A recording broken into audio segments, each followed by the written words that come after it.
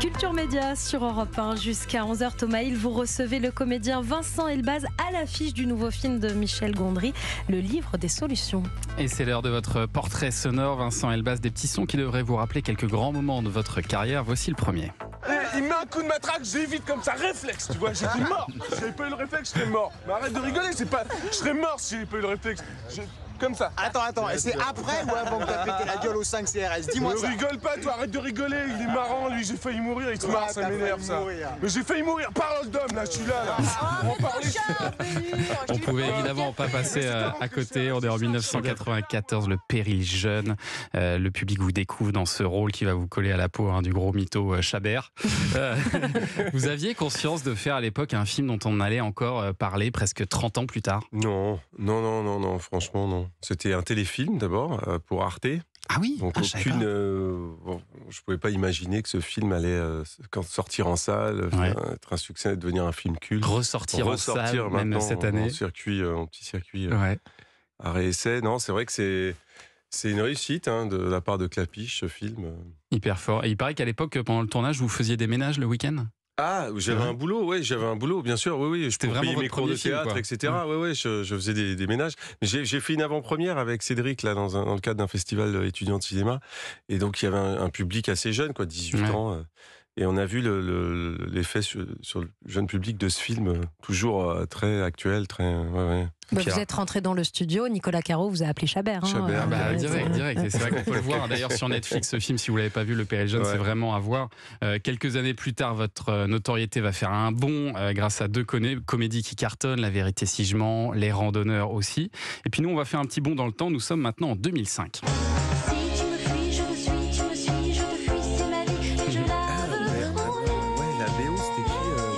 C'est Jeanne Chéral. C'est Jeanne, t'es bien.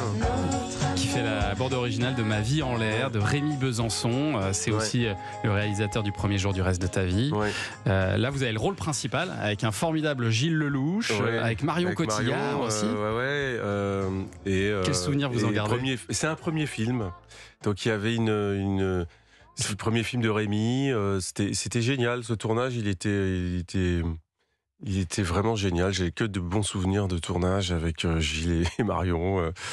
On n'arrêtait pas de se marrer.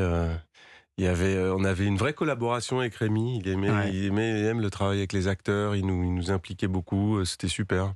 Et puis le résultat, moi, m'avait bluffé, quoi. Le résultat. Pour un premier film, c'était très maîtrisé. Très rythmé, très bien monté.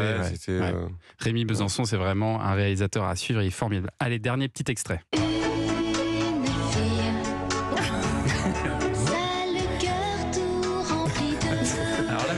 Pourquoi? Vous savez pourquoi je vous passe ça? Je joue au flipper dans...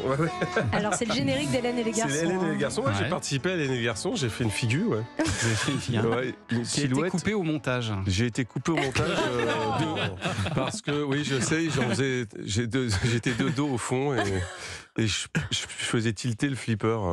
C'est ça. Il n'a pas aimé mon geste. Jean-Luc Azoulay, c'est ça? Ils ont trouvé ça obscène comme geste. Ah oui, c'était Chabert qui revenait. C'est-à-dire que j'étais de dos au fond, vous imaginez bien, jeune acteur, je m'amusais, quoi. Avec donc le flipper. le flipper et puis... Est-ce qu'on peut dire que vous avez raté, le casting d'Hélène et les garçons? J'ai raté le casting. J'ai passé le casting pour Hélène et les garçons. Non, je crois pas. Je crois que c'était de la figure. D'accord. Par contre, j'ai raté un autre casting. Plus important, c'était doublure de. Je dis ça sérieusement parce qu'en fait, c'est doublure d'Anne Romanoff, la comique. Oui. Il cherchait une doublure lumière. Vous êtes très crédible en Anne Romanoff. C'est possible. Alors écoutez, je ne sais pas comment c'est possible, mais j'étais très déçu, mais même blessé d'avoir été refusé. C'est étonnant. Je suis sorti là en me disant si je peux même pas. Doublure lumière d'Anne Romanoff, mais merde, mais qu'est-ce que... Non, il y a un truc plus important que vous avez loupé, c'est Mesrine. Ça, je sais que vous étiez beaucoup investi pour le rôle. Oui. Finalement, je l'ai Vincent loupé, Cassel vous est passé devant. On était plusieurs à être pressentis. Mais ça s'est joué à pas grand-chose. Je crois que vous avez même pris de la cortisone pour ressembler davantage. J'ai fait des essais filmés en 35 mm. Donc pour des essais filmés en 35, pour des essais filmés en 35 mm avec un décor, un chef-op et tout, j'ai essayé de faire les choses sérieusement, quoi, pour essayer de convaincre voilà. Mais grosse déception ou pas derrière? de louper ça? Non, ça fait partie du boulot. Enfin, moi, c'est ma manière de bosser, c'est de faire ces essais comme ça. Mais non, Ouais. j'étais juste, voilà, sur le moment, on se dit merde, dommage, j'aurais bien Et aimé. quand vous voyez Cassel qui a le César derrière? Eh ben, j'ai trouvé ce film super, Ouais. et lui, j'ai trouvé super dans le rôle. C'était pas pour moi, c'est tout. Puis ça fait partie de la vie de ce métier aussi. Hein. Ouais, il y avait Clovis, il y avait Benoît aussi. Ah oui. On était 3-4 acteurs à être pressentis pour ce rôle. Moi, j'avais accepté de faire des essais, voilà. Mais non, ça fait partie du boulot. Faut pas prendre les choses personnellement Oui, c'est ça. Non, c'est que c'est pas pour vous. Et puis vous en avez eu d'autres et des Et très j'en beaux. ai raté d'autres. J'ai raté d'autres essais. Et ce qu'on retiendra surtout, c'est de que films connus aussi. Vincent Elbaz, vous vous êtes fait virer du plateau d'Hélène et les garçons. Parce que ce qu'on retiendra de votre portrait, Je me suis fait couper au montage. Lamentablement. restez avec nous pas sur juste. Europe 1. La suite de Culture Média avec Vincent Elbaz, c'est dans un instant avec les recommandations lecture de Nicolas Caro. À tout de suite.